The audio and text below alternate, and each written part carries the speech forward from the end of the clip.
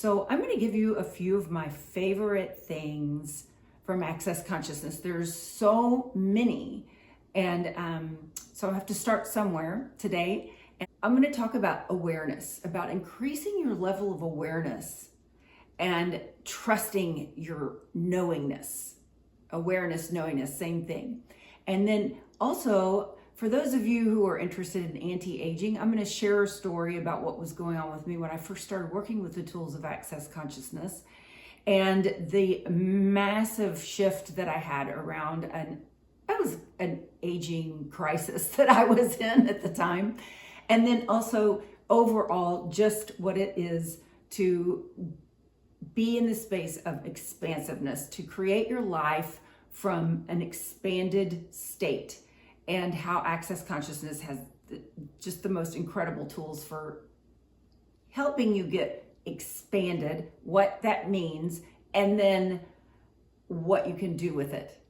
And so my name is Kelly Smith, and just a little bit about my background. I am a consciousness connoisseur for sure. I've been working in consciousness through a few different world movements since I was in my 20s. And I've always, if it's something that I fall in love with, then I get certified in it. Anyone else like that? Yeah. You get certified or licensed, whatever that consciousness work requires for you to lead. Yes? Anybody else like that? Yes, that's me. And so when I came to Access Consciousness a few years ago, I was in between things. It was COVID. I was looking for my next thing. I was asking the universe, what we know about quantum physics and where we are with consciousness work. Where is the work where you can actually just do energetic brain surgery? And that brought to me the Access bars, which are the 32 points on your head that you can actually clear all kinds of considerations and beliefs by going in and running the clearing statement and using gentle touch. It's energy work. It's wonderful, wonderful. It's been so wonderful for me. And also verbal tools for shifting energy, for actually shifting thoughts and beliefs and everything that Access Consciousness has. And so awareness was the first one that I wanted to talk about. And if you're an empath, which most people who are drawn to this type of work they're empaths. If you identify as that, then one of the things you know is that you've always known a lot of stuff. You've had a lot of awareness since you were a little kid, and you've lived in a world, in a reality where you haven't been given the validation and the encouragement to go with your own knowingness and to expand and to increase this awareness that you have that is unique to you. Whether it's about what you want to be when you grow up as a kid, or whether it is about when people are being dangerous and not someone that you would want to talk to or open up to, or any kind of awareness that you might have.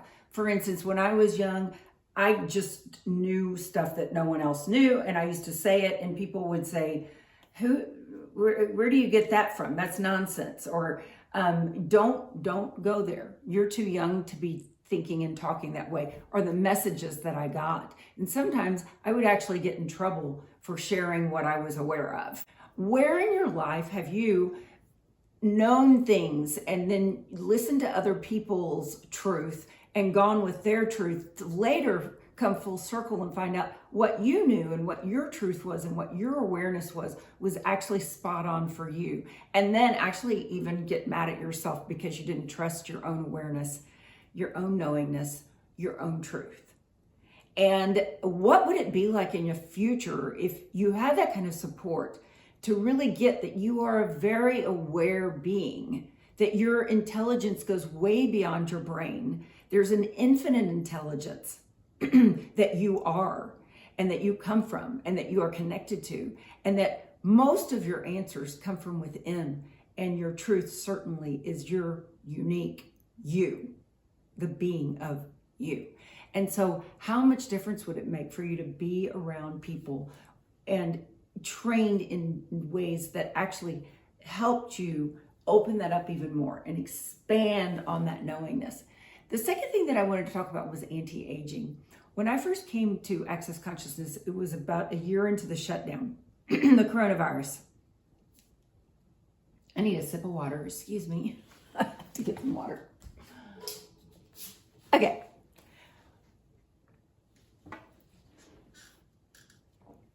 I was having an aging crisis when I came up on Access Consciousness.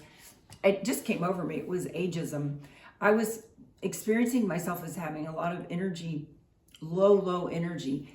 And it wasn't even just that it was low energy. It was really that I was moving slower.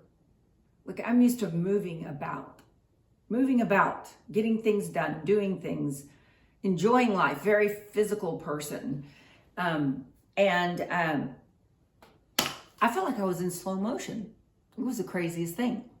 And so I was also experiencing that I needed to change the way I acted and change the way I dressed according to what a woman who was pushing 60 should act like and be like and dress like, which was really weird because I had tons of information on ageism. I knew what it was, and I knew that in my lifetime I didn't ever need to or have to buy into ageism.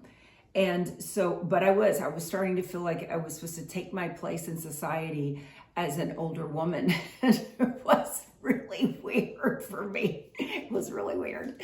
So what happened when I got into Access Consciousness was I started running my bars. And there is a bar called the Aging Toaster. That's a play on words, the Aging Toaster.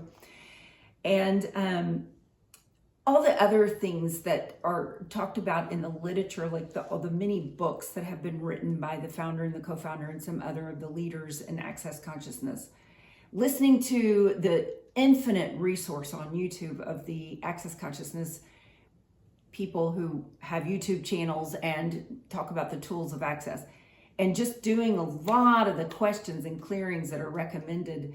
And it didn't take long before all of a sudden I was like, oh, no, not there anymore. Like, I'm going to dress the way it feels right to me energetically. I'm going to act like me. I'm just going to be me. And I started dating after a long stretch of not dating. And I actually sort of pursued a guy, which is something I had never done before, but I saw a guy I liked, I saw a guy I wanted. I went after him. It was very not my normal behavior, and ended up dating him for about 6 weeks and had the time of my life. It didn't develop into a permanent relationship or even a long-term relationship. But it was certainly and most definitely a fling of a lifetime, I would say. So I had a great time with the guy and really enjoyed spending my time with him for that period of time. And anyway, it was just fun. And I just got over myself around the aging thing. The third thing that I wanted to talk about today was expansion versus contraction. In life, what happens, especially for empaths, but every human being, but it's just more intense for empaths, is that we pick up a lot of information and we take on a lot of other people's things. And before you know it, we're going to contract. And who knows how long we'll stay contracted, or if you've ever even really experienced yourself as a very expansive human being. And when I say expansive, I mean that you're really connected to all things on the planet and beyond, and really able to smile about life, just like get that you're an infinite being and you're here on this planet to create in the three-dimensional world. So you've been given a three-dimensional body, and you've been given time and space, which is something that doesn't exist when you're in the full infinite being state.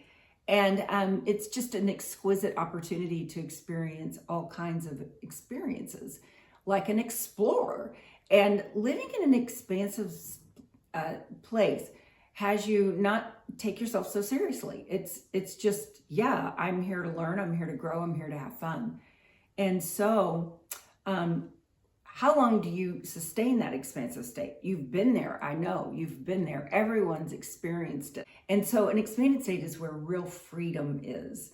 The freedom to be you, the freedom to just take things with a grain of salt and create, just keep creating. And so what I really love about Access Consciousness are many, many things that go beyond the three things that I've talked about today. One of the things is that I love to facilitate. I've always loved teaching, and facilitating Access Consciousness is just so much fun and so rewarding. So if you've found me on my profile page and you're thinking about joining an Access Consciousness bars class, I would love to meet you. And if you're perusing the internet looking for what's next for you to expand your horizon, I look forward to potentially meeting you in the future. If you're on my YouTube channel, I would love, love, love, love for you to subscribe and hit the notification bell so that you'll know every time I'm uploading a new lifestyle video.